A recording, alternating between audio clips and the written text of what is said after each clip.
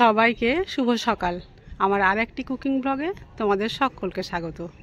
আজ আমি করব মজরেলা চিজ, তবে সম্পূর্ণ টিপস অ্যান্ড ট্রিক্স সহ তোমাদের সঙ্গে শেয়ার করব। এই টিপসগুলো তোমরা ফলো করলে খুবই সহজে মজরেলা চিজ বাড়িতেই তৈরি করতে পারবে।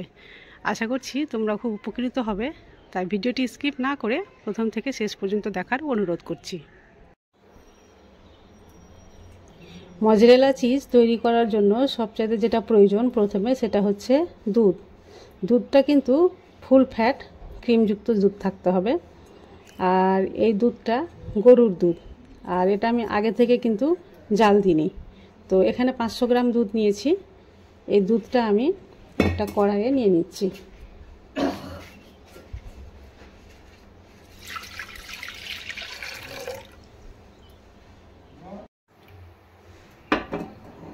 দুধ আমি এবার গ্যাসে বসিয়ে দিয়েছি। এই দুধটা অনবরত এখন নাড়তে হবে, আর এই দুধটা গরম করতে হবে যেন টকবক করে ফুটে না উঠে, এটা মনে রাখতে হবে। দুধটা ফাটাতে হবে, তার জন্য আমি এখানে নিয়ে নিয়েছি কিছুটা ভিনিগার, আর এখানে কিছুটা অ্যাড করে দেব জল। এটা দিয়ে দুধটা ফাটাতে হবে, তবে যেভাবে আমরা ছানা ফাটাই সেভাবে ফাটালে কিন্তু এটা ছানা হয়ে যাবে, চিজ কোনোভাবেই হবে না।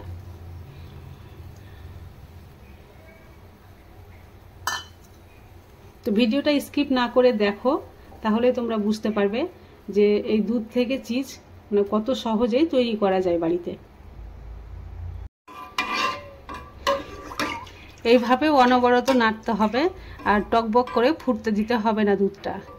দুধের মধ্যে যখন একটা আঙ্গুল দিয়ে আঙ্গুলটা সয়ে যাবে, তখন এখানে আমি ভিনিগারটা দিয়ে দেব।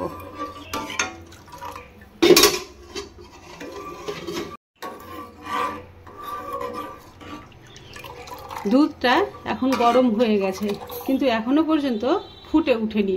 এবার আমি এখানে একটা আঙ্গুল দিয়ে দেখছি, এই যে দেখো আঙ্গুল এখানে সয়ে যাচ্ছে, তার মানে এখানে আমাকে অল্প অল্প করে ভিনিগার আর জলের যে মিশ্রণ ছিল সেটা দিতে হবে, একসঙ্গে সবগুলো দেব না। এই যে অল্প দিব এভাবে, আর এটা আবার এভাবে নাড়তে থাকবে।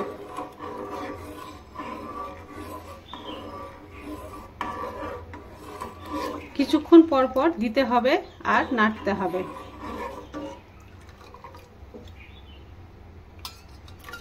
আবার একটু নিয়ে আবার দিয়ে দিচ্ছি। 2 বার দেওয়া হয়েছে ভিনিগার, এখানে আমি আরও একটু সামান্য ভিনিগার অ্যাড করে দিচ্ছি। তারপরে আবারও এভাবে নাড়ছি। মেন কাজটা হলো এখানে, এই জায়গাটা যদি কোনো রকমের মিস্টেক করে দাও তাহলে কিন্তু চিজ আর তৈরি হবে না, হয়ে যাবে ছানা। সবশেষে যতটুকু বেঁচে ছিল সবগুলোই আমি দিয়ে দিলাম, আর তারপরে দেখে বুঝতেই পারছো কতটা এখানে বের হয়েছে চিজ। এই যে দেখো, দেখে বুঝতেই পারছো কতটা সফট বের হয়েছে। ছানা থাকলে কিন্তু এতটা সফট হয় না সাধারণত, আর এই যে দেখে বুঝতেই পারছো কতটা পিচ্ছল রয়েছে। তো এইভাবেই কিন্তু চিজটা তৈরি করতে হবে। এখন একটু হালকা হালকা করে এভাবে নাড়িয়ে দেব, আর সবগুলোকে আমি এক জায়গাতে নিয়ে এসে জমা করে দেব।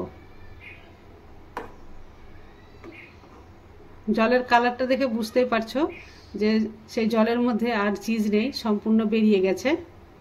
তোমাদের একটু কাছে থেকে দেখাই, এই যে দেখো কত সুন্দরভাবে তৈরি হয়ে গেছে। এবার কিছু প্রসেস বাকি রয়েছে, চলো সে প্রসেসের দিকে এগিয়ে যাই। এখন আমি গ্যাসের ফ্লেমটা বন্ধ করে দিচ্ছি। এবার সবগুলোকে আমি এইভাবে ছেঁকে নিচ্ছি, মানে এক জায়গায় জমা করে নেব।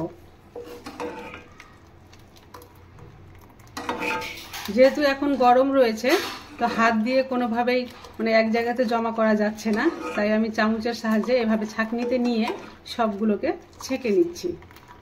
এক জায়গাতে সবগুলো জমা করে দিয়ে এইভাবে চিপে চিপে এর ভিতর থেকে জলটা বের করে দিচ্ছি। আমি এখানে 500 দুধের করেছি, তাই এখানে অল্প হয়েছে। আমি জাস্ট তোমাদের দেখাবার জন্য করছি, তোমরা যদি বেশি করে করতে চাও তাহলে দুধের পরিমাণটা একটু বেশি করে নিয়ে নেবে। এটা এভাবে চিপে চিপে একেবারে শুকনো করে নিতে হবে। অনেকটাই ঠান্ডা হয়ে গেছে, তাই আমি এখন হাতে এভাবে নিয়ে এইভাবে গোল করে নিয়েছি আর চিপে চিপে সবগুলো জল বের করে নিচ্ছি। যে গোল অংশটা তৈরি হয়েছে এটাকে কিন্তু এই জলের মধ্যে আমি কিছুক্ষণ আবারও ডুবিয়ে রাখবো, কারণ জলটা যেহেতু এখনো গরম রয়েছে আমি এপিট ওপিট করে উল্টিয়ে 2-4 মিনিট এর মধ্যে রেখে দিব।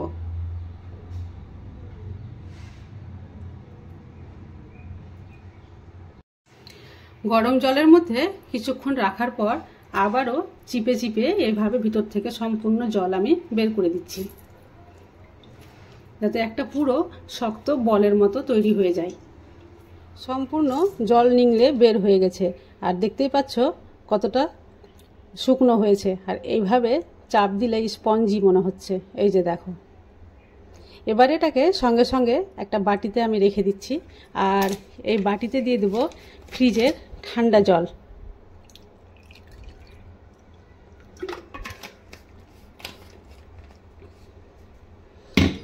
দুই থেকে 3 মিনিট এই ঠান্ডা জলের মধ্যেই এটা ডুবে থাকবে। তো এই ধরনের সহজ সরল রেসিপি আমি প্রায় প্রতিদিনই তোমাদের সঙ্গে শেয়ার করে থাকি। তো আমার রেসিপিগুলো তোমাদের ভালো লাগলে প্লিজ আমার চ্যানেলটি সাবস্ক্রাইব করে পাশে থেকো, আর পাশে থাকা বেল বাটনটা অবশ্যই ক্লিক করে দিও আমার নতুন ভিডিওর আপডেট পাওয়ার জন্য। এই ঠান্ডা জলে রাখার জন্য এটা অনেকটাই সেট হয়ে যাবে এবং শক্ত হয়ে যাবে। ফিরে আসলাম 3 মিনিট পরে, আর এটা অনেকটাই শক্ত হয়ে গেছে।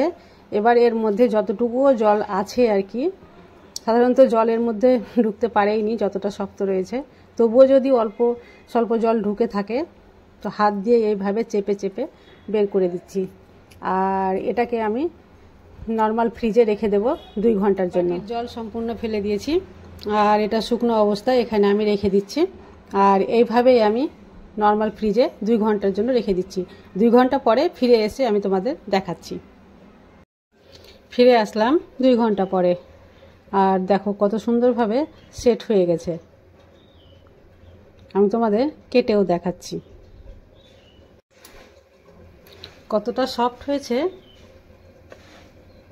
এই যে দেখো,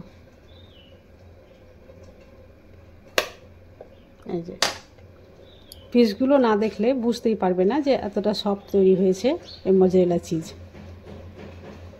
এবার যেভাবে মজরেলা চিজ বিক্রি হয় আর কি, তো আমি গ্রেটারে গ্রেট করেও দেখিয়ে দিচ্ছি।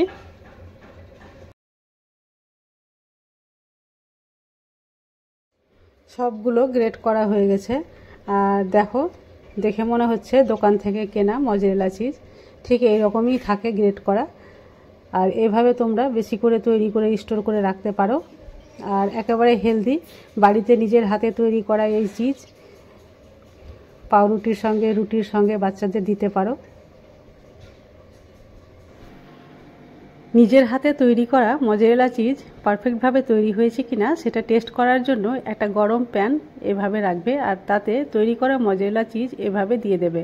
আর কিছুক্ষণ পরে দেখবে এটা মেল্ট হতে শুরু করেছে, মানে এটা থেকে তেল বের হতে শুরু করেছে। তারপরে এটা হাতে উঠিয়ে নিয়ে একটু টান দিলে দেখবে এলাস্টিকের মতো হয়ে যাচ্ছে, তার মানে এটা পারফেক্টভাবে তৈরি হয়ে গেছে। তো আজকের রেসিপি তোমাদের কেমন লাগলো আমাকে কমেন্ট করে অবশ্যই জানাবে। ভালো লাগলে একটা লাইক করে দিও, আর বেশি বেশি করে শেয়ার করিও। আজ তাহলে এই পর্যন্ত, আবার আসবো অন্য কোনো নতুন ভিডিও নিয়ে। ততক্ষণ পর্যন্ত তোমরা সবাই ভালো থাকো।